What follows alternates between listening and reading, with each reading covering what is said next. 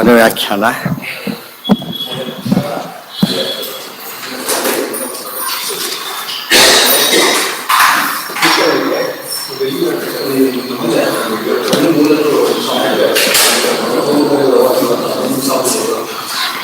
ಶ್ರೀ ಗುರುಭ್ಯೋ ನಮಃ. ಹರಿ ಓಂ.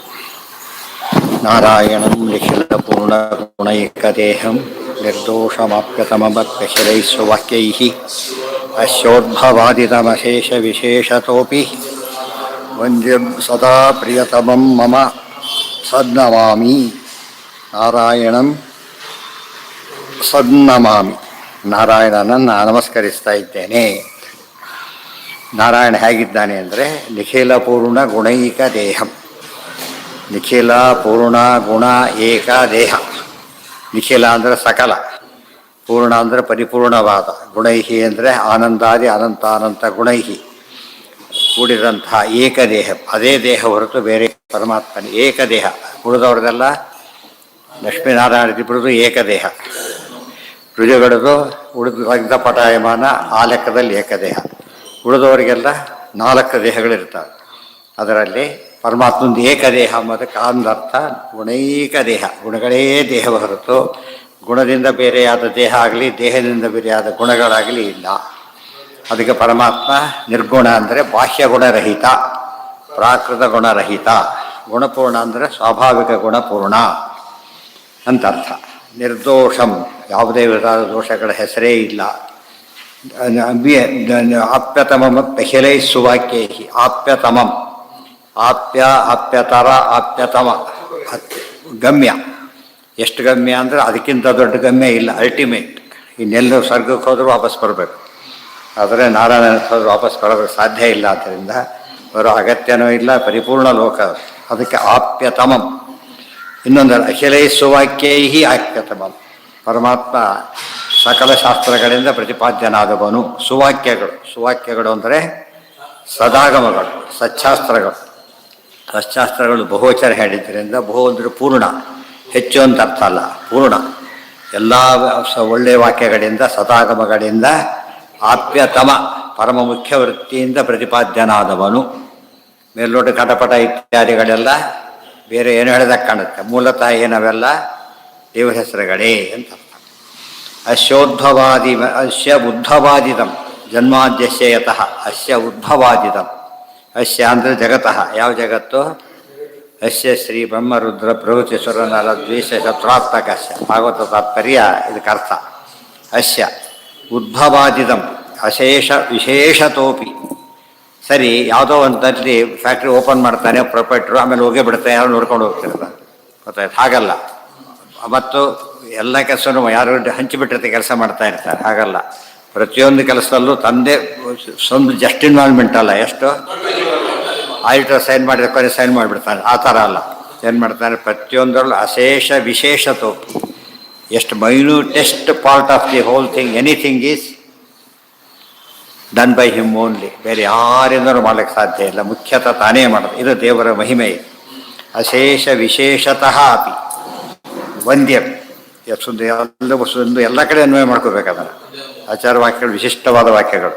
ಅಶೇಷ ವಿಶೇಷತೋಪಿ ಸುವಾಕ್ಯೈ ಮತ್ತು ಆಪ್ಯತಮಾಗಿದ್ದಾನೆ. ಎಲ್ಲ ಗುಣಗಳಿಂದ ಆಪ್ಯತಮನಾಗಿದ್ದಾನೆ. ಎಲ್ಲ ಸಾಧನೆಗಳಿಂದ ಆಪ್ಯತಮನಾಗಿದ್ದಾನೆ. ಇಡೀ ಜಗತ್ತಿನ ಪ್ರತಿಯೊಂದಕ್ಕೂ ಅಶೇಷ ವಿಶೇಷತು. ಅಶೇಷ ವಿಶೇಷ. ವಿಶೇಷ, ವಿ ಅಂದರೆ ಗರುಡ, ಶೇಷ ಅಂದರೆ ಇದು ಅದು ವಾಯುದೇವರು. ಬ್ರಹ್ಮರುದ್ರಾದಿ ಸಮಸ್ತರು ಕೂಡ ಇವನ ಅಧೀನಕ್ಕೊಳಪಟ್ಟವರು, ಸೃಷ್ಟರಾದವರು. ಮತ್ತು ವಂದ್ಯಂ ಅಶೇಷ ವಿಶೇಷತೋಪಿ ವಂದ್ಯಂ. ನಮಸ್ಕಾರ ಮಾಡಲಿಕ್ಕೆ ಎಷ್ಟು ಕಾರಣ ಇದೆ ಅಷ್ಟು ಕಾರಣನೂ ಇದೆ. ಒಂದು ಕಾರಣಕ್ಕೆ ನಮಸ್ಕಾರ ಮಾಡ್ತಾರೆ. ವಿತ್ತಂ ಬಂಧು ವಯ ಕರ್ಮ ವಿದ್ಯಾ ಚೈವತು ಪಂಚಮಿ. ವಿತ್ತ, ಬಂಧು, ವಯಸ್ಸು, ಕರ್ಮ, ವಿದ್ಯಾ, ಒಂದೊಂದು ಕಾರಣ ಇವು. ದೇವರಿಗೆ ಆಗಲ್ಲ, ಪ್ರತಿಯೊಂದು ಕಾರಣನೇ. ಅಶೇಷ ವಿಶೇಷತು. ಅಚ್ಯುತ ಪ್ರೇಕ್ಷಾದ ಆಚಾರ್ಯ ಹೆಸರಿಗೆ ಗುರುಗಳು. ಅಶೇಷ ವಿಶೇಷ ಹೊಂದ್ಯಾರಲ್ಲ. ಲೋಕದೃಷ್ಟಿಯಲ್ಲಿ ಗುರುಗಳಿಗೆ ಗೌರವ ಕೊಡೋದಕ್ಕೂ ಕೊಡಬೇಕು ಅಷ್ಟೇ ಹೊರತು ಏನಲ್ಲ. ಜ್ಞಾನಾದಿ ಮುಖ್ಯ ಜ್ಞಾನದಲ್ಲೇ ಅವರಿವರಿಗಿಂತ ಏನೂ ದೊಡ್ಡವರಲ್ಲ, ಭಾರಿ ಕಡಿಮೆ ಅವ್ರ ಜೊತೆಗೆ. ಆದರೂ ಕೂಡ ಒಂದು ಕಾರಣ ಇದೆ ಅಷ್ಟೇ. ಆದರೆ ಎಲ್ಲ ಕಾರಣಗಳಿಂದ ಕೂಡ ವಂದ್ಯನಾದವನು. ಒಂದೇ ಹರಿರೇವ ಪರೋ ಹರಿರೇವ ಗುರು ಹರಿರೇವ ಜಗತ್ ಪಿತೃಮಾತೃ. ತಂದೆಯಾಗಿ, ತಾಯಿಯಾಗಿ, ಗುರುವಾಗಿ, ಗಮ್ಯವಾಗಿ ಪ್ರತಿಯೊಂದರಿಂದ ಕೂಡ ಏನಾಗಿದ್ದಾನೆ? ತ್ವಮೇವ ಮಾತಾ ಚ ಪಿತಾ ತ್ವಮೇವ ತ್ವಮೇವ ಬಂಧುಶ್ಚ ಸಖಾ ತ್ವಮೇವ ತ್ವಮೇವ ವಿದ್ಯಾ ದ್ರವಿಣಂ ತ್ವಮೇವ ತ್ವಮೇವ ಸರ್ವಂ ಮಮ ದೇವ. ಈ ಅರ್ಥದಲ್ಲಿ ಆ ಶ್ಲೋಕ ಬಹಳ ಅರ್ಥಪೂರ್ಣವಾದ ಶ್ಲೋಕ. ವಿಶೇಷತೋಪಿ ವಂದ್ಯಂ, ಅದೇ ಒಂದೇ ವಂದ್ಯಂ ಸದಾ ಅನ್ನೋದಕ್ಕೆ ಅರ್ಥ ಮಾಡ್ಕೋಬೇಕು. ವಂದ್ಯಂ ಅನ್ನೋ ಪದ ಇಟ್ಟರೆ ಇವೆಲ್ಲ ಸೇರಿಸ್ಕೊಂಡು ಹೋಗ್ಬೇಕು. ಸದಾ ಒಮ್ಮೊಮ್ಮೆ ಅಲ್ಲ, ಸದಾ ವಂದ್ಯಂ ಅಷ್ಟೇ ಅಲ್ಲ, ಸದಾ ಸೇರಿಸ್ಕೋಬೇಕೀಗ. ಸದಾ ಅಖರ ಗುಣೈಕ ದೇಹಂ ಸದಾ ನಿರ್ದೋಷಂ ಸದಾ ಹಾಲು ಭಾರಿ ಚೆನ್ನಾಗಿದೆ, ಸ್ವಲ್ಪ ಹೊತ್ತಿಗೆ ಕೆಟ್ಟೋಗ್ಬಿಟ್ಟು ಮರುದಿವಸಕ್ಕೆ ಏನು ಮೇಳಕ್ಕೆ ಬರುತ್ತೆ, ಒಡೆದೋಗ್ಬಿಟ್ಟು ಅದನ್ನಿಟ್ಟರೆ ಆಮೇಲೆ ಅದು ಚೇಂಜ್, ಅದರಲ್ಲಿ ಉಳ್ಕೊಡುತ್ತೆ, ಅದು ಚೇಂಜ್ ಆಗುತ್ತೆ. ಆದ್ದರಿಂದ ದೇವರು ಹಾಗಲ್ಲ, ಸದಾ ಯಾವಾಗಲೂ ನಿರ್ದೋಷ, ಯಾವಾಗಲೂ ನಿಖಿಲ ಪೂರ್ಣ ಗುಣೈಕ ದೇಹ, ಯಾವಾಗಲೂ ಆಪ್ಯತಮ, ಯಾವಾಗಲೂ ಅಸ್ಯ ಪ್ರತಿ ಕಲ್ಪದಲ್ಲೂ ಧ್ಯಾತ ಯಥಾಪೂರ್ವ ಮಕಲ್ಪೆ, ಪ್ರತಿ ಕಲ್ಪದಲ್ಲೂ ಕೂಡ ತಾನೇ ಎಲ್ಲವನ್ನೂ ಮಾಡ್ತಾನೆ, ಎಲ್ಲ ವಿಷಯ ಎಲ್ಲವನ್ನೂ ಮಾಡ್ತಾನೆ, ಅವನಿಲ್ಲದೆ ಏನೂ ಆಗೋದಿಲ್ಲ. ತೇನ ವಿನಾ ತೃಣಮಪಿ ನ ಚಲತಿ. ಸದಾ ವಂದ್ಯಂ ವಂದೇ ವಂದ್ಯಂ ಸದಾ ವಂದ್ಯಂ ವಂದೇ ವಂದ್ಯಂ ಸದಾನಂದಂ ವಾಸುದೇವಂ ನಿರಂಜನಂ ಸದಾಗಮೈಕ ವಿಜ್ಞೇಯಂ ಸಮತೀರ್ಥ ಕ್ಷರಾಕ್ಷರಂ ನಾರಾಯಣಂ ಸದಾ ವಂದೇ ನಿರ್ದೋಷಾಶೇಷ ಸದ್ಗುಣಂ. ವಂದ್ಯಂ ಸದಾ ವಂದ್ಯಂ ವಂದ್ಯಂ ಸದಾ. ಮತ್ತು ಸದಾ ಪ್ರಿಯತಮಂ, ಒಂದು ಕೆಲಸ ಆಗೋವರೆಗೂ ಹಿಂದೆ ಮುಂದೆ ಓಡಾಡಿದ ಆಮೇಲೆ ಗುಡ್ ಬೈ, ಹಾಗಲ್ಲ, ಸದಾ ಪ್ರಿಯತಮಂ. ಯಾರಿಗೆ? ನನಗೆ ಅಂತ ಹೇಳ್ತಾನೆ ಪರಮಾತ್ಮನಿಗೆ. ಉಳಿದವರಿಗೆಲ್ಲ ಪ್ರಿಯತಮ ಆಗಬೇಕು ಮಾಡಿ ಗೊತ್ತಿಲ್ಲ ಜನಗಳಿಗೆ, ಗೊತ್ತಾಯ್ತು. ಆದರೆ ವಾಯುದೇವರು ಜ್ಞಾನಪೂರ್ವಕ ಸದಾಕಾಲ ಅತ್ಯಂತ ಕೆಲವೊಮ್ಮೆ ದೇವರು ಪ್ರಿಯತಮ, ಹಸಿವಾದಾಗ ದೇವರು ಅಷ್ಟು ಪ್ರಿಯತಮ ಅಲ್ಲ, ಅನ್ನನೇ ಪ್ರಿಯತಮ. ಅವ್ರದ್ದು ಯಾವ ಕಾಲಕ್ಕೂ ಕೂಡ ಸದಾ ಪ್ರಿಯತಮ. ಮತ್ತು ಸದಾ ಮಮ ಸನ್ನಮಾಮಿ, ನೀವ್ಯಾರು ಅಂತ ಕೇಳಿದ್ರೆ ನಾನು ಸನ್, ಸದಿತಿ ಪ್ರಾಣ, ನಾನು ಪ್ರಾಣ, ನಾನು ಪ್ರಾಣ, ನನ್ನ ಪ್ರಾಣ ಅವರು. ಅದಕ್ಕೆ ಅವ್ರು ಸದಾ ನಮಾಮಿ. ಅದು ಎಷ್ಟು ವಿಷಯ ಇದೆ, ಇಡೀ ಶಾಸ್ತ್ರಾರ್ಥನೇ ಬರೆದಿದ್ದಾರೆ. ಅದು ಆಚಾರ್ಯ ಏನೇ ಬರೆದ್ರು ಹಾಗೆ ಪರಿಪೂರ್ಣ. ಸರ್ವ ಮೂಲ ಅಂದರೆ ಸರ್ವ ಪದ ಅಕ್ಷರಗಳು ಕೂಡ ಏನಾಗಿರುತ್ತೆ, ಮೂಲ ಘಟಿತವಾಗೇ ಇರಬೇಕದು. ನಾರಾಯಣಂ ನಿಖಿಲ ಪೂರ್ಣ ಗುಣೈಕ ದೇಹಂ ನಿರ್ದೋಷಂ ಆಪ್ಯತಮಂ ಅಖಿಲೇಶು ವಾಕ್ಯೈ ಯಶೋದ್ಭವಾದಿತಮಶೇಷ ವಿಶೇಷತೋಪಿ ವಂದ್ಯಂ ಸದಾ ಪ್ರಿಯತಮಂ ಮಮ ಸನ್ನಮಾಮಿ. ಅಹಂ ಸನ್ ತಂ ನಮಾಮಿ ಅಂತ ಹೇಳಿದರು. ಸನ್ ಅಹಂ ತಂ ನಾರಾಯಣಂ ನಮಾಮಿ. ಮತ್ತೆ ಸದಾ ನಮಾಮಿ, ಮತ್ತೆ ಸದಾ ನಮಾಮಿ. ಏವಂ ಪ್ರಳಯ ಕಾಲೇಪಿ ಪ್ರತಿಪಾತ ಪರಾವರಃ. ಎಲ್ಲೋದ್ರೂ ಯಾರನ್ನೇ ನೋಡಿದ್ರೆ ಎಲ್ಲೇ ಮಾಡಿದ್ರು ದೇವರ ನಮಸ್ಕಾರ, ಪ್ರತಿ ಕ್ಷಣದಲ್ಲೂ ಕೂಡ ದೇವರ ನಮಸ್ಕಾರ.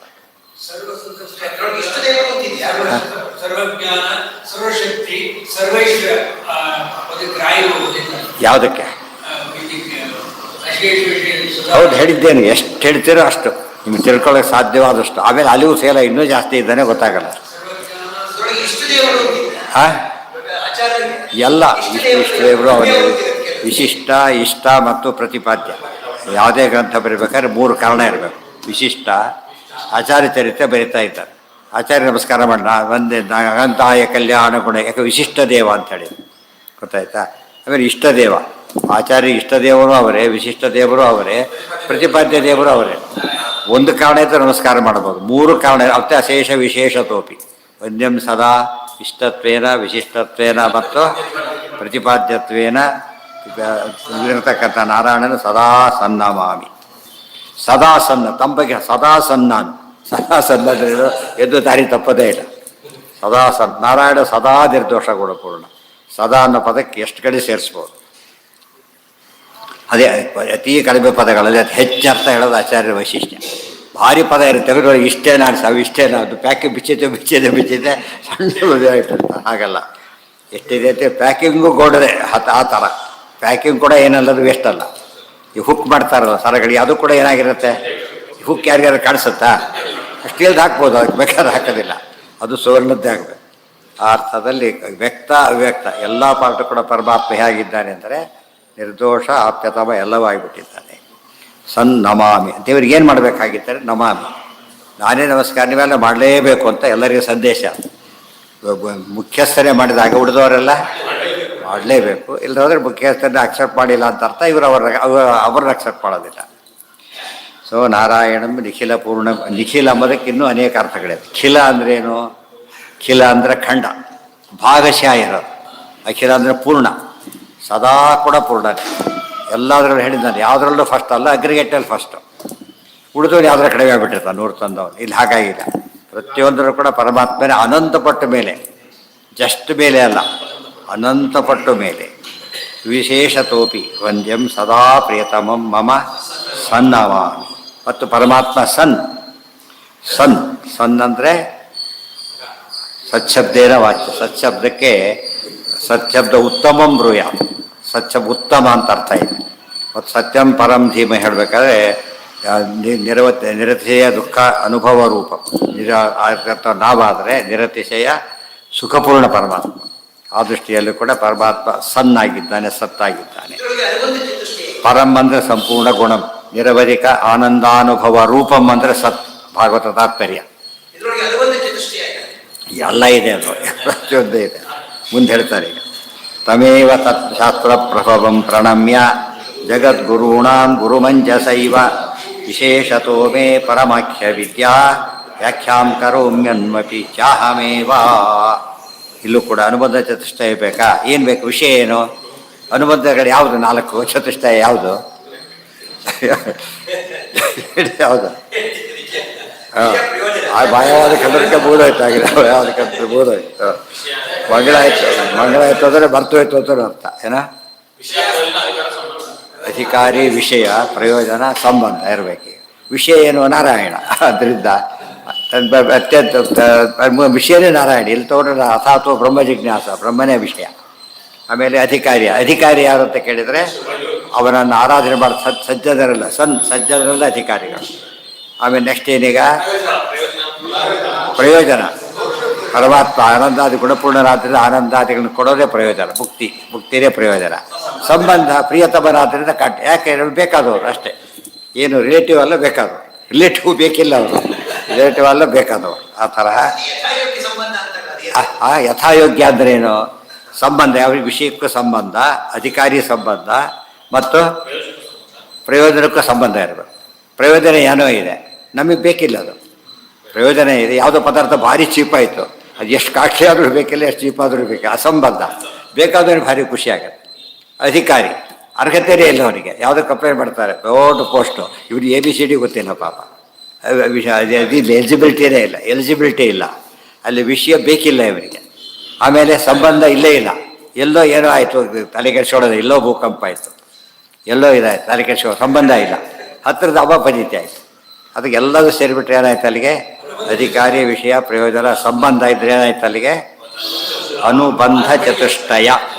ಗ್ರಂಥಕ್ಕೂ ನಮಗೂ ಅತಿ ಗಂಟು ಬೀಳುತ್ತೆ, ಅದರಿಂದ ಓದಲೇಬೇಕು ಅಂತ ಭಾವ ಬರೋದಿಲ್ಲ. ಅನುಪಾದೇಯ ಅನುಬಂಧ ಚತುಷ್ಟಯ. ಇಲ್ಲಿ ಚೀಫ್ ಮಿನಿಸ್ಟರ್ ಚೇಂಜ್ ಆದರು, ಅಲ್ಲಿ ಪ್ರೈಮ್ ಮಿನಿಸ್ಟರ್ ಚೇಂಜ್ ಆದರು, ಏನರ್ಥ? ಅದಕ್ಕೆ ನಮಗೆ ಕನ್ಸರ್ನ್ ಇದೆ. ನಮ್ಮ ದೇಶ, ನಮ್ಮ ರಾಜ್ಯ, ಬೇರೆ ಕಡೆ ಆದರೆ ಬಂದರೆ ಬಿಟ್ಟರೆ ಇದ್ದರೆ ಅನಾಯಕತೆ ಏನೇ ಇದ್ರೂ ತಲೆ ಕೆಡಿಸ್ಕೋಬೋದಿಲ್ಲ. ತಮೇವ ಶಾಸ್ತ್ರ ಪ್ರಭವಂ ಪ್ರಣಮ್ಯ ಜಗದ್ಗುರುಣಾಂ ಗುರುಮಂಜಸೈವ ವಿಶೇಷತೋ ಮೇ ಪರಮಾಖ್ಯ ವಿದ್ಯಾ ವ್ಯಾಖ್ಯಾಂ ಕರೋಮ್ಯನ್ಮಪಿ ಚಾಹಮೇವ. ಹೇಳ್ತಾ ಇದೆ ಅದನ್ನೇ, ತಮೇವ ಶಾಸ್ತ್ರ ಪ್ರಭವಂ ಪ್ರಣಮ್ಯ, ಅದೇ ಪರಮಾತ್ಮನಿಗೆ ನಾನು ನಮಸ್ಕಾರ ಮಾಡ್ತೇನೆ. ಅದಕ್ಕೆ ಗುರುತ್ವ, ಅಲ್ಲಿ ದೇವತ್ವೇನ, ಇಲ್ಲಿ ಗುರುತ್ವೇನ, ಎರಡೂ ಒಂದೇ ಪರಮಾತ್ಮನಿಗೆ, ವಾಯುದೇವರಿಗೆ. ಆದರೆ ತಿಳಿಸೋಕ್ಕೋಸ್ಕರ ಹೇಳ್ತಾರೆ ತಮೇವ, ಬೇರೆ ಅಲ್ಲ, ನಾನು ಗುರುಗಳು ಬೇರೆ, ದೇವರು ಬೇರೆ ಅಲ್ಲ. ಆದರೆ ನನಗೆ ಮಾತ್ರ ಎರಡೂ, ಉಳಿದವರಿಗೆ ಗುರುಗಳು ಬೇರೆ, ದೇವರು ಬೇರೆ ಆಗ್ತಾರೆ. ಗುರುಗಳು ದೇವರು ಇರ್ತಾನೆ ವಿಚಾರ ಬೇರೆ. ಸಾಕ್ಷಾತ್ತಾಗಿ ಗುರುಗಳು ಪರಮಾತ್ಮ, ಸಾಕ್ಷಾತ್ತಾಗಿ ವೇದವ್ಯಾಸರ ಹತ್ರನೇ ಬರೆಯೋದು, ಸಾಕ್ಷಾತ್ತಾಗಿ ರಾಮದೇವರ ಹತ್ರನೇ, ಸಾಕ್ಷಾತ್ತಾಗಿ ಕೃಷ್ಣನ ಹತ್ರನೇ. ಪರಂಪರೆಯ ಗುರು ಅಲ್ಲ, ಸಾಕ್ಷಾತ್ ಗುರು. ಆದ್ದರಿಂದ ತಮೇವ ಶಾಸ್ತ್ರ ಪ್ರಭವಂ ಪ್ರಣಮ್ಯ ಜಗದ್ಗುರುಡ ಗುರುವಂಜಸೈವ. ನನ್ನ ಗುರು, ನಮಗೆ ಎಲ್ಲರಿಗೂ ನಮ್ಮ ಗುರು ಆಗಬೇಕಾಗಿಲ್ಲ. ಅದು ಜಗದ್ಗುರುಣ ಗುರು. ಜಗದ್ಗುರುಗಳು ಅಂದರೆ ಯಾರು? ರುಜುಗಳು, ಬಹುವಚನ, ಬ್ರಹ್ಮವಾಯುವಾದಿಗಳೆಲ್ಲ ಜಗದ್ಗುರುಗಳು. ಅವರಿಗೆ ಗುರು ಆದ್ದರಿಂದ ಎಷ್ಟು ಗುರುತಮ ಆಗ್ತಾನೆ. ವಿದ್ವತ್ತಮ ಗುರುತಮೋಧಾಮ. ವಿಷ್ಣು ಸಹಸ್ರ ಏನಂತ ಬಂದಿದೆ? ಗುರುತಮ ಅಂದ್ರೇನು? ಗುರುತರ ಗುರುತಮ, ಅಲ್ಟಿಮೇಟ್ ಗುರು, ಶ್ರೇಷ್ಠ ಗುರು, ಸಾಕ್ಷಾತ್ ಗುರು ಎಲ್ಲ ಬರುತ್ತೆ. ಜಗದ್ಗುರುಣಾಂ ಗುರುಂ ಅಂಜಸೈವ. ಜಗದ್ಗುರುಣಾಂ ವಿಶೇಷತಃ ಮಮ ಗುರು. ಮುಂದಿದೆ ವಿಶೇಷತಃ. ಜಗದ್ಗುರು ಎಲ್ಲರಿಗೂ ದೇವ್ರ ಗುರುನೇ, ಯಾಕೆ ಒಳಗಿದ್ದ ದೇವರೇ ಮಾತಾಡಿಸೋದು. ಆದರೆ ಸಾಕ್ಷಾತ್ ವಿಶೇಷತಃ ಗುರು, ಅಥವಾ ಗರುಡನಿಗಿಂತ ಶೇಷನಿಗಿಂತ ಅವರಿಗೂ ಗುರುಗಳಾದರೂ ಕೂಡ ಅದಕ್ಕಿಂತ ಹೆಚ್ಚು ಗುರು. ವಿಶೇಷತೋ ಮೇ ಪರಮಾಖ್ಯ ವಿದ್ಯಾ ವ್ಯಾಖ್ಯಾಂ. ಇಷ್ಟೆಲ್ಲ ವಿಶೇಷತೋ ಮೇ ಗುರು, ಜಗದ್ಗುರುಂ ಜಗದ್ಗುರುಣಾಂ ಗುರುಂ ವಿಶೇಷತೋ ಮೇ ಗುರುಂ ಅವ್ರಿಗೆ ನಮಸ್ಕಾರ ಹೇಗೆ ಮಾಡ್ತಾನೆ ಅಂಜಸ ಏವ ಭಕ್ತಿಪೂರ್ವಕ ಶಾಸ್ತ್ರ ಕೆಲಸ ಔಪಚಾರಿಕ ನಮಸ್ಕಾರ ಬೇರೆ ಒಳಗೆ ಬೈಕೋತಿರೋದು ಇಲ್ಲ ನಮಸ್ಕಾರ ತಿರೋದು ದಾರಿ ಸಿಕ್ಕಿಬಿಟ್ಟ ಅಭಿಷೇಕರ ಅಂತೇಳಿ ಅದರ ಒಳಗೆ ಆಗಲ್ಲ ಸರ್ವ ಅಂಜಸ ಎಷ್ಟು ನಮಸ್ಕಾರ ಅಷ್ಟೂ ನಮಸ್ಕಾರ ಪೂರ್ಣ ನಮಸ್ಕಾರ ವಿಷ್ಣುರತ್ಯುತ್ತಮತ್ವಾದ ಕೆಲ ಗುಣಗಣೈಹಿ ತತ್ರ ಭಕ್ತಿಂ ಗರಿಷ್ಠ ಎಲ್ಲರಿಗೂ ಸಾಷ್ಟಾಂಗ ನಮಸ್ಕಾರ ಎಲ್ಲ ಮಾಡೋದಕ್ಕೆ ಹೋಗೋದಿಲ್ಲ ಅದಕ್ಕೊಂದು ವಿಶೇಷ ಅರ್ಹತೆ ಬೇಕು ತಮೇವ ಶಾಸ್ತ್ರ ಪ್ರಭವಂ ಪ್ರಣಮ್ಯ ಅಂದ್ರೇನು ಪ್ರಣಾಮೋ ಅಷ್ಟಾಂಗ ಇರಿತಃ ಪುರಸ ಶಿರಸ ದೃಷ್ಟ್ಯ ಮನಸ ವಚಸ ತಥಾ ಪದ್ಭ್ಯಾಂ ಕರಾಭ್ಯಾಂ ಜಾನುಭ್ಯಾಂ ಪ್ರಣಾಮೋ ಅಷ್ಟಾಂಗ ಈರಿತಃ ಆದ್ದರಿಂದ ಆ ರೀತಿಯಲ್ಲೂ ಮಾಡ್ತಾ ಇದ್ದೇನೆ ವಿಶೇಷತು ಪರಮಾಖ್ಯ ಏನು ಮಾಡ್ತಿದ್ದೆ ಇಷ್ಟೆಲ್ಲ ಮಾಡಿ ಅಂತ ಕೇಳಿದರೆ ಪರಮಾಖ್ಯ ವಿದ್ಯಾ ವ್ಯಾಖ್ಯಾನ ಪರವಿದ್ಯಾ ಅಂದರೆ ಬ್ರಹ್ಮಸೂತ್ರಗಳು ಅದಕ್ಕೆ ವ್ಯಾಖ್ಯಾನವನ್ನು ಮಾಡ್ತಾ ಇದ್ದೇನೆ ಪರಮಾಖ್ಯ ವಿದ್ಯಾ ವ್ಯಾಖ್ಯಾನ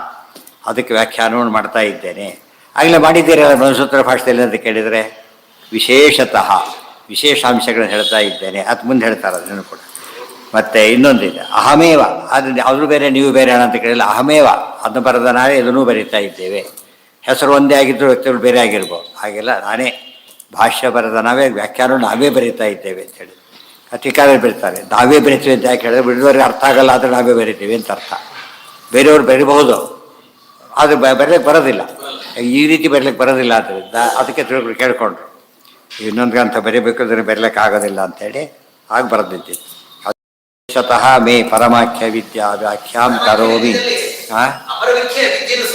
ಯಾವ್ದ ಅಪರವಿದ್ಯೆ ಅಂದರೆ ಏನದು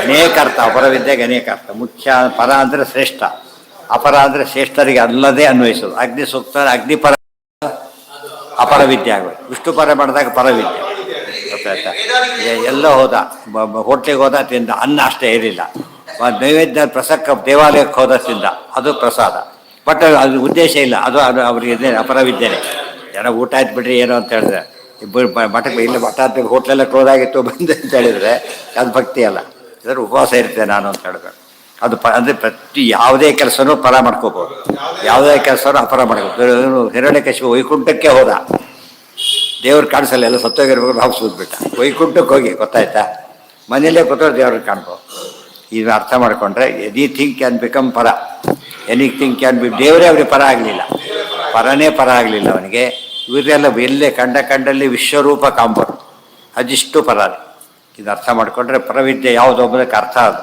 ವೇದಗಳು ಪರವಿದ್ಯೆ ಬ್ರಹ್ಮಸ್ವರ ಪರವಿದ್ಯೆ ಬ್ರಹ್ಮಸ್ವರ ದೊಡ್ಡ ಪರವಿದ್ಯೆ ಅದೆಲ್ಲ ಒಂದಾದರೆ ಪರವಿದ್ಯೆ ಯಾತಕ್ಕಾಯಿತು ಅಂದರೆ ದೇವರಿಗೆ ಕನೆಕ್ಟ್ ಆಗಿತ್ತು ಲಾಸ್ಟ್ ಬೋಗಿನೂ ಕೂಡ ಅಷ್ಟೇ ಕನೆಕ್ಟ್ ಆಗಿದೆ ಇಲ್ಲದ್ರೆ ಫಸ್ಟ್ ಬೋಗಿನೂ ಉಪಯೋಗ ಇಲ್ಲ ಆ ಅರ್ಥದಲ್ಲಿ ಎಲ್ಲದರ ಅಪರವಿದ್ಯೆ ಮಾಡ್ಲಿಕ್ಕೂ ಬರುತ್ತೆ ಪರವಿದ್ಯೆನೂ ಮಾಡ್ಲಿಕ್ಕೆ ಬರುತ್ತೆ ವೇದಗಳನ್ನೇ ಅಪರವಿದ್ಯೆ ಮಾಡ್ಕೊಂಡಿದ್ದಾರೆ ವೇದಗಳನ್ನು ಅಪರವಿದ್ಯೆನೇ ಮಾಡ್ಕೊಂಡಿದ್ದಾರೆ ಅದಲ್ಲ ಅಂತ ಹೇಳೋದಕ್ಕೋಸ್ಕರ ಅದನ್ನು ಪರವಿದ್ಯೆ ಅಂತ ತೋರಿಸ್ಕೊಡ್ಲಿಕ್ಕೆ ವೇದವ್ಯಾಸರು ಅವತಾರ ಮಾಡಿ ಅದನ್ನು ಬ್ರಹ್ಮಸೂತ್ರ ಬರೆದಿದ್ದಕ್ಕೆ ಏನಾಯಿತು ಎಲ್ಲದು ದೇವ್ರನ್ನ ಹೇಳುತ್ತೆ ಅಂತ ಹೇಳಿದ ಮೇಲೆ ಅಲ್ಲಿಗೇನಾಯಿತು ಎಲ್ಲ ಪರವಿದ್ಯೆ ಅಂತ ಆಯಿತು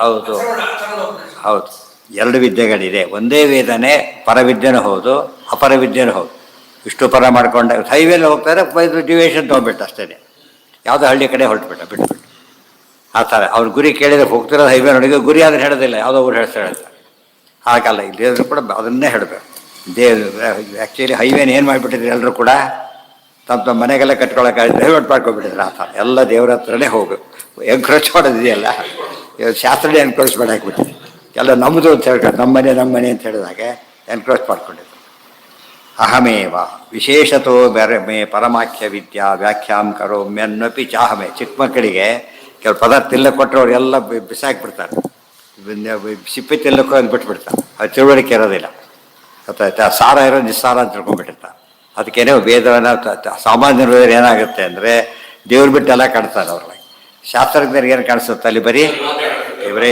ಕಾಣಿಸ್ತಾರೆ ಯಾವ ಪದ ಅಕ್ಷರ ಕೊಟ್ಟರು ದೇವರೇ ಕಾಣಿಸ್ತಾನೆ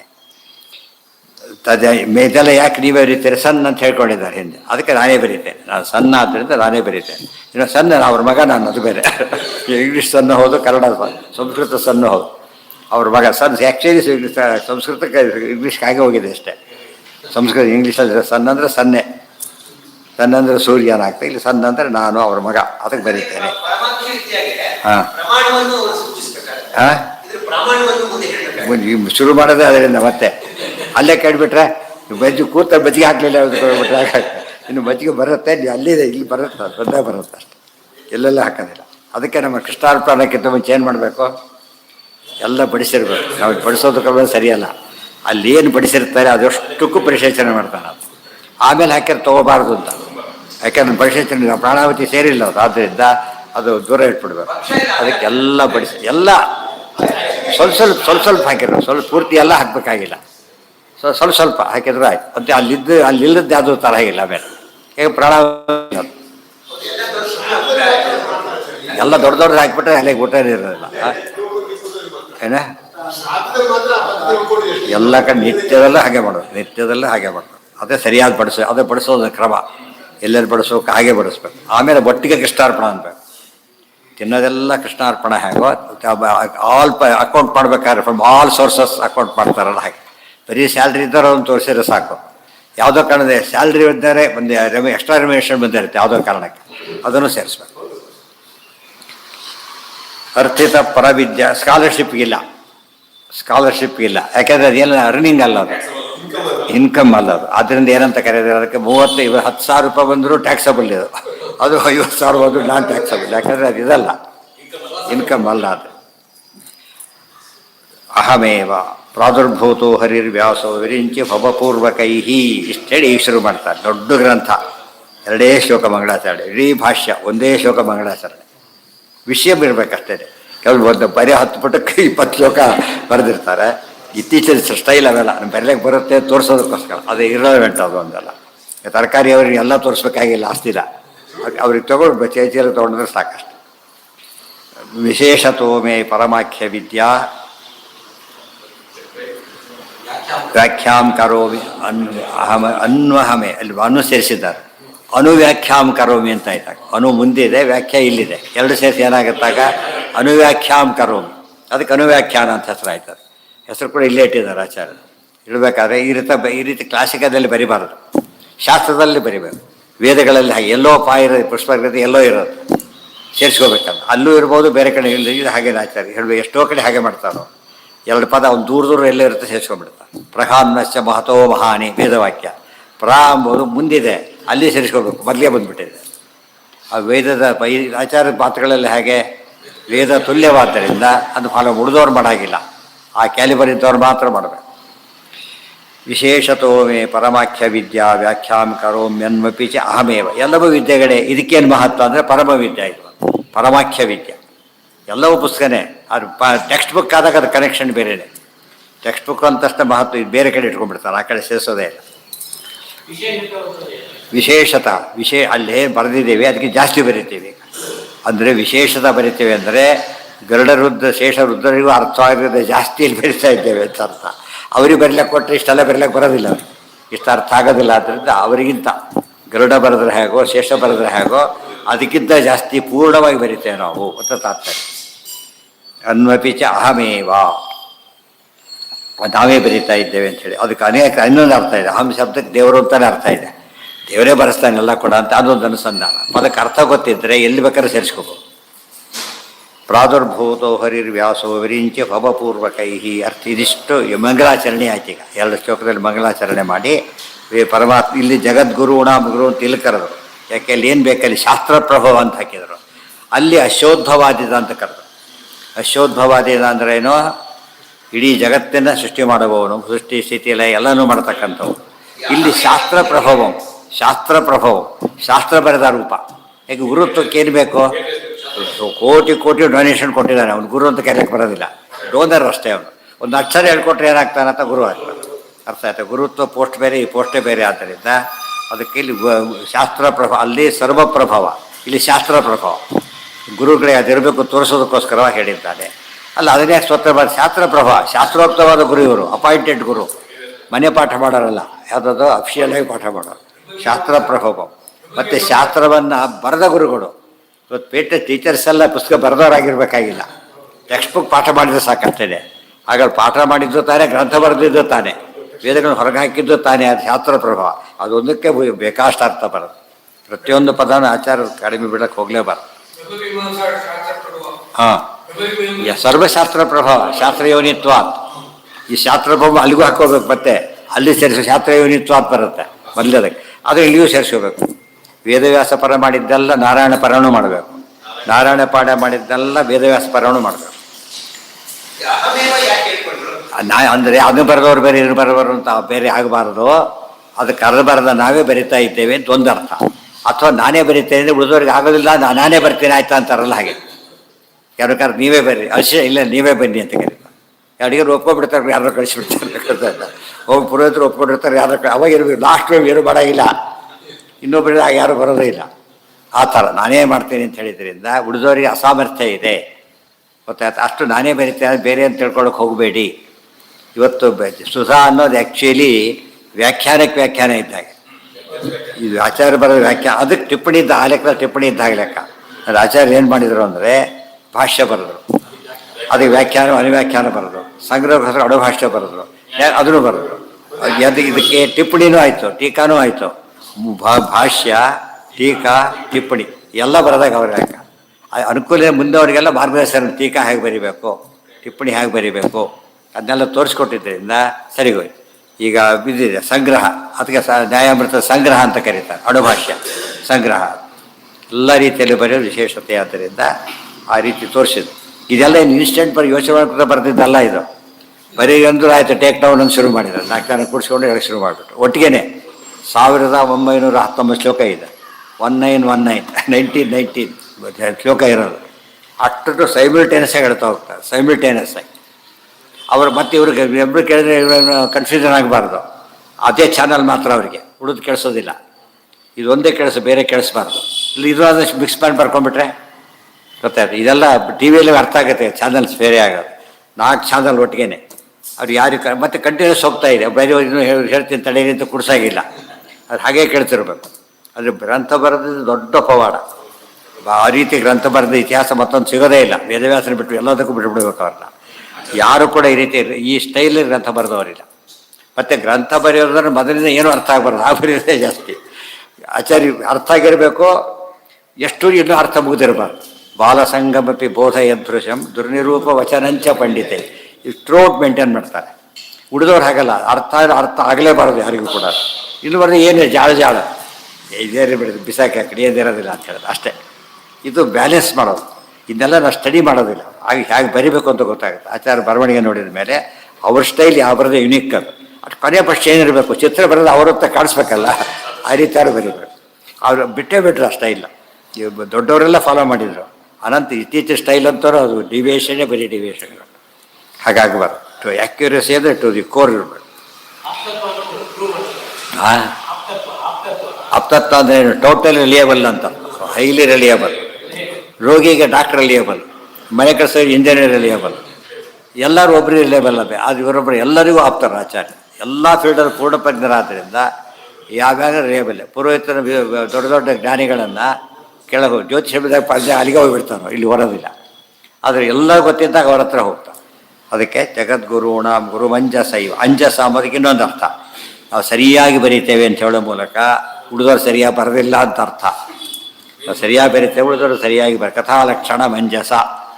ಉಳಿದವ್ರು ಕಥಾಲಕ್ಷಣ ಬರೆದಿದ್ದಾರೆ ಇಲ್ಲ ಅಂತಲ್ಲ, ತಪ್ಪು ಬರೆದಿದ್ದಾರೆ, ಅವ್ರು ಮಾಡಿದ್ದಾರೆ ಬಿಡಿ, ನೀವು ಸರಿಯಾಗಿ ಮಾಡಿ ಅಂತ. ಹಾಗೆ ಸರಿಯಾಗಿ ಬರೀತೇವೆ, ಸರಿಯಾಗಿ ನಮಸ್ಕಾರ ಮಾಡ್ತೇವೆ, ಪ್ರತಿಯೊಂದಕ್ಕೂ ಸೇರಿಸ್ಕೋಬೇಕದು. ಅಂದರೆ ಇರೋ ಪದಗಳನ್ನ ಹೇಗೆ ಹೊಂದಿಸ್ಬೇಕು. ಇವತ್ತು ಎಷ್ಟು ಬಂಗಾರ ಇಷ್ಟೇ ಕೈಲಿ ಹಿಡ್ಕೊಂಡು ಹೋಗ್ತಾನೆ, ಲಕ್ಷಾಂತರ ರೂಪಾಯಿ ಬೆಲೆ ಬಾಳುತ್ತೆ. ಮತ್ತು ಇವನು ಗಾಡಿಯಲ್ಲಿ ಹಾಕೊಂಡು ಹೋಗ್ತಾನೆ, 1000 ರೂಪಾಯಿ ಬೆಲೆ ಬಾಳುತ್ತೆ. ಕಬ್ಬಿಣ ಹಾತ ಆಚಾರದಲ್ಲ ವರ್ಣಗಳು ಆ ರೀತಿ ಬರಿಬೇಕಾದ್ರೆ ಪ್ರತಿಯೊಂದು ಪದ ಅರ್ಥ ಆಗಿರಬೇಕು. ಹುಡುಕಿದಷ್ಟು ಒಳಗೆ ಸಿಗ್ತಾನೆ ಇರಬೇಕು. ಈ ಚೆಕ್ ಅಂತ ಹೇಳಿಬಿಟ್ರೆ ಭಾರಿ ಅಲಂಕಾರ ಬೆಲೆ ಬೆಲೆಯಲ್ಲ ಅದಕ್ಕೆ. 10 ಲಕ್ಷ ಬರೀ 10 lakhs ಅಷ್ಟೇ. ಎಷ್ಟು ಬೆಲೆ ಇದೆ ಅದಕ್ಕೀಗ? ಇದು 1 ರೂಪಾಯಿ ಅಷ್ಟೇ. ಸೈಜ್ ವೇರಿ ಆಗಲಿಲ್ಲ, ಎಲ್ಲ ಅದೇನೆ. ಬಟ್ ಅರ್ಥ ಏನಾಯ್ತು, ಅದು ಅರ್ಥ ಆದರೆ ದುಡ್ಡು ಸಿಕ್ಕಾಬಿಟ್ಟು ಜಾಸ್ತಿ ಆಯಿತು. ಆ ಥರ ಇರಬೇಕು. ತುಂಬ ಜನ ಜಾಸ್ತಿ ಬರೆಯೋದೇ ಒಂದು ಸ್ಟೈಲು. ಹಾಗೆಲ್ಲ ಏನಿದೆ ನೆಸಿಟಿ ಎಷ್ಟೋ ಅಷ್ಟೇ. ಅದ್ರ ಬರವಣಿಗೆಯಲ್ಲಿ ಪರ್ಫೆಕ್ಷನ್ ತೋರಿಸ್ತಾ ಅವ್ರು ಪೂರ್ಣ ಪ್ರಜ್ಞೆಯನ್ನು ಪ್ರೂವ್ ಮಾಡ್ತಾರೆ. ಆ ರೀತಿ ಗ್ರಂಥ ಓದಿದ್ರೆ ಸುಮ್ಮನೆ ಓದ್ಕಡೆ ಮುಗಿತಲ್ಲ, 2 ಶ್ಲೋಕ 1 ನಿಮಿಷಕ್ಕೆ ಬೋದು ಹೋಗ್ತದೆ. ಆ ರೀತಿ ಇರಲ್ಲ, ಕಾವ್ಯಕ್ಕೆ ಸಾಕಷ್ಟು. ಶಾಸ್ತ್ರಕ್ಕೆ ಆ ರೀತಿ ಮಾಡೋಕ್ಕೆ ಬರೋದೇ ಇಲ್ಲ. ಇಷ್ಟು ಬಂಗಾರ ತರ್ಲಕ್ಕೆ ಮನೆ ಮಂದಿಯೆಲ್ಲ ಹೋಗ್ತಾರೆ, ಮನೆಯವರೆಲ್ಲ ಹೋಗಿ ತೊಗೊಂಡು ಎಕ್ಸ್ಪರ್ಟ್ ಸೇರಿಸ್ಕೊಂಡು ಹುಡುಕಿದ್ದೆ. ಒಂದು 10 ಗ್ರಾಮ 5 ಗ್ರಾಮ ತೊಗೊಳೋದಕ್ಕೆ. ಇದಕ್ಕೆ ಯಾರು ಕಳಿಸ್ಕೊಬಿಡ, ಯಾರು ಹಾಳು ಕಳಿಸ್ಬಿಡ್ತಾರೆ, ಅದು ಹಾಕೊಂಬ ಅಂತ ಕಳಿಸ್ಬಿಡ್ತಾರೆ. ಅದಕ್ಕೆ ನಾವೇ ಹೋಗಬೇಕು, ನಾವೇ ಓದಬೇಕು ಅಂತ ಅದಕ್ಕೆ ಹೇಳೋದು. ಸೊ ಬಂಗಾರ ಇತ್ಯಾದಿಗಳು ಏನು ಮಾಡಬೇಕು, ನಾವೇ ಕನ್ವಿನ್ಸ್ ಆಗಬೇಕು. ಉಳಿದವರಿಗೆ ಅದೇ ಅದು ವ್ಯಾಲ್ಯೂ ಹೆಚ್ಚು ಕಡಿಮೆ ಆದರೂ ಏನಾಗಿದೆ, ಮಾರ್ಜಿನಲ್ ಅಷ್ಟೇ. ಲಾಸ್ ಇದ್ದರೂ ಮಾರ್ಜಿನಲ್ಲು, ಗೇನ್ ಇದ್ದರೂ ಮಾರ್ಜಿನಲ್. ಇದು ಹಾಗಲ್ಲ, ಟೋಟಲಿ ಇಷ್ಟು ಹೇಳಿ ಇಷ್ಟು ಚೇಂಜ್ ಮಾಡಬೇಕು. ಬರೀ ಸ್ಟೈಲ್ ಚೇಂಜ್ ಮಾಡ್ತಾರೆ, ವೃತ್ತ ಬದಲಾಯಿಸ್ಬಿಡ್ತಾರೆ. ಇದನ್ನೆಲ್ಲ ಅವರಿಂದ ಕಲಿಬೇಕು. ಎಲ್ಲೆಲ್ಲಿ ಭಾಳ ಸುಂದರಕಾಂಡ ಒಂದು ಸಾಕು, ಎಷ್ಟು ಚಂದ ಸುಪ್ಪಿಸ್ತಾರೆ ಅದರೊಳಗೆ. ಆ ಪಟ ಹೊಡಿಬೇಕಾದ್ರೆ ಬರೀ ಸ್ಟೈಲೇ ಬೇರೆ. ನಮಸ್ಕಾರಕ್ಕೆ ನಾರಾಯ ಶಾಶ್ವತ ಸುವಿಸ್ತೃತ ಷಡ್ಗೂಢಾಯ ನಮಸ್ಕಾರ ಹಾಗೆ ಮಾಡಬೇಕು ತೋರಿಸ್ತಾರೆ. ಹಾರ್ಬೇಕಾದ್ರೆ ಯಾವ ತೋರಿಸ್ತಾರೆ. ಆಮೇಲೆ ಭಂಗ ಮಾಡೋಕ್ಕಾರೆ ಹಾಗೆ ಮಾಡಬೇಕು ಹೇಳ್ತಾರೆ. ಅಕ್ಷ ಕೊಲ್ಲಬೇಕಾದ್ರೆ ಹಾಗೆ ಹೇಳ್ತಾರೆ. ರಾವಣನ ಬೈಬೇಕಾದ್ರೆ ಸಪುತ್ರ ಮಿತ್ರ ಬಾಂಧವ ವಿನಾಶ ಮಾಶಯ ಬೇರೆ ಬೇರೆ ಎಲ್ಲರೂ ಬೈತಾರೆ. ಬೈದು ಜೋರಾಗಿ ಹೊಡಿಬೇಕು. ಅದೆಲ್ಲ ಸ್ಟಡಿ ಮಾಡೋದಿಲ್ಲ, ಕೊನೆಯೇ ಮುಗಿಸ್ಬೇಕು. ರಾಮ ಅರ್ಪಣೆ ಮಾಡಬೇಕು, ಮತ್ತೆ ಚೇಂಜ್ ಮಾಡಿಬಿಡ್ತಾರೆ. ಮತ್ತು ರಾಮೋಪಿ ನಾಣ್ಯರಾತಮೋಷ್ಯ ಯೋಗ್ಯಂ ಅತ್ಯಂತ ಭಕ್ತಿ ವರಿತಶ್ಚ ವಿರಕ್ಷ ಕಿಂಚಿತ್. ಮೊದಲು ಸ್ಟೈಲು ಕೊನೆಗೆ ಅದನ್ನು ತರ್ತಾರೆ. ಆ ಸ್ಟಡಿ, ಅದು ಸ್ಟಡಿ, ಅದು ಓದ್ಕೊಡೋದು ಸ್ಟಡಿ ಅಂತ ಕರೆಯೋದಿಲ್ಲ. ಸ್ಟಡಿ ಅಂದರೆ ಕನ್ಸರ್ನ್ಡ್ ಕೇಸ್ ವರ್ಕರ್ ಸ್ಟಡಿ ಮಾಡ್ತಾರೆ. ಉಳಿದವ್ರು ಏನು ಮಾಡ್ತಾರೆ, ವಿಷಯ ಅಷ್ಟೇ ಕೊಡೋದು. ಇವತ್ತು ಲಾಯರ್ ಕೈಯಲ್ಲಿ ರಿಸಲ್ಟ್ ಹೋಗೋದಿಲ್ಲ, ಡೀಪ್ ಆರ್ಡರ್ ಕಾಪಿ ತೊಗೋತಾನೆ, ಸರಿಯಾಗಿ ಹುಡುಕ್ತಾನೆ, ಏನು ಮಾಡೋಕ್ಕೆ ಬರುತ್ತೆ ಮುಂದೆ ಅಂತ ಗೊತ್ತಾಗುತ್ತೆ. ಉಳಿದೋ ರಿಸಲ್ಟ್ ತೊಗೊಂಡು ಹೋಗಿಬಿಡ್ತಾರೆ ಅಷ್ಟೇ. ಆದಷ್ಟು ಇಲ್ಲಿ ಶಾಸ್ತ್ರ ಓದಬೇಕಾದ್ರೆ ಯಾವ ರೀತಿ ಓದಬೇಕು ಎಂಬುದನ್ನು ಕಲಿಸ್ತಾರೆ. ಬಟ್ ಅನ್ಫಾರ್ಚುನೇಟ್ಲಿ ಇದನ್ನು ಫಾಲೋ ಮಾಡೋ ಜನರ ಸಂಖ್ಯೆ ತುಂಬ ಕಡಿಮೆ. ಭಾರಿ ದೊಡ್ಡವ್ರು ಕೆಲವು ಬಿಟ್ಟುಬಿಟ್ರೆ ಉಳಿದವರು ಏನು ಮಾಡಿಬಿಟ್ರೆ ಅದನ್ನು ಹೊಸ ಟೈಪಲ್ಲಿ ಮಾಡ್ಲಿಕ್ಕೆ ಹೊರಟ್ರು. ಅದಲ್ಲ, ಅದನ್ನೇ ಕಂಟಿನ್ಯೂ ಮಾಡಬೇಕಾಗಿ.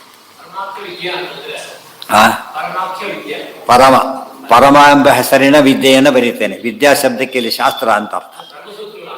ಬ್ರಹ್ಮಸೂತ್ರಗಳೇ ಅದೇ ಹೈಯೆಸ್ಟ್ ಅಂತ ಇರುತ್ತೆ. ಅದೇ ಮುಂದೆ ಅದನ್ನೇ ಹೇಳೋದು ಹೊರಟಿರೋದವ್ರೀಗ. ಫಸ್ಟ್ ಇಂಟ್ರಡಕ್ಷನ್ ಕೊಡ್ತಾರೆ. ಇಂಟ್ರಡಕ್ಷನ್ ಯಾರೂ ಕೊಡಲೇ ಇಲ್ಲ. ಬ್ರಹ್ಮಸೂತ್ರಗಳ ಮಹತ್ವವನ್ನು ಯಾರೂ ಹೇಳಲಿಲ್ಲ, ಗೊತ್ತಾಯ್ತಿಲ್ಲ. ಡೈರೆಕ್ಟ್ ಶುರು ಮಾಡಿದ್ದೆ ಕೆಲಸ. ಗೀತಾ ಶುರು ಮಾಡಿದ್ದೆ, ಉಪನಿಷತ್ ಶುರು ಮಾಡಿದ್ದೆ, ಋಷಿ ಛಂದಸ್ಸಿನ ವಿಷಯ ಕೂಡ ಹೇಳೋದಿಲ್ಲ. ಇಲ್ಲೆಲ್ಲದನ್ನು ಫಸ್ಟ್ ವಾಟ್ ಸೂತ್ರ ಅಂದರೆ ಯಾಕೆ ಪರಮಾಖ್ಯ ವಿದ್ಯೆ ಯಾತಕ್ಕೆ, ನೀವೇ ಯಾಕೆ ಬರೀಬೇಕು, ಎಲ್ಲರೂ ಪುತ್ರ ಕೊಡ್ತಾ ಹೋಗ್ತಾ.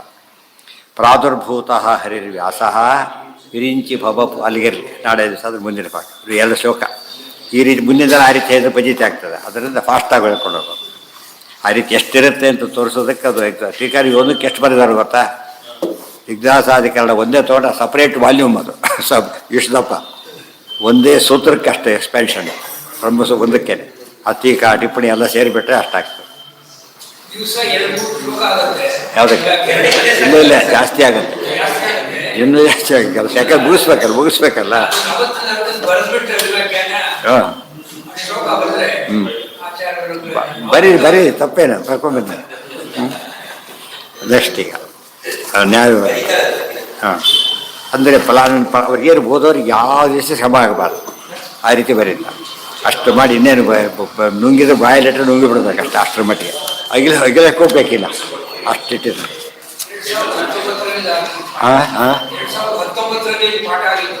ಇದೆಷ್ಟು ದಿವಸ ಈಗ ಎಷ್ಟಾಗಿದೆ ಈಗ ಎಷ್ಟು 6 ವರ್ಷ ಪೂರ್ತಿ ಬರ್ತೋಗಿರೋದು ದೇವಸ್ಥಾನ.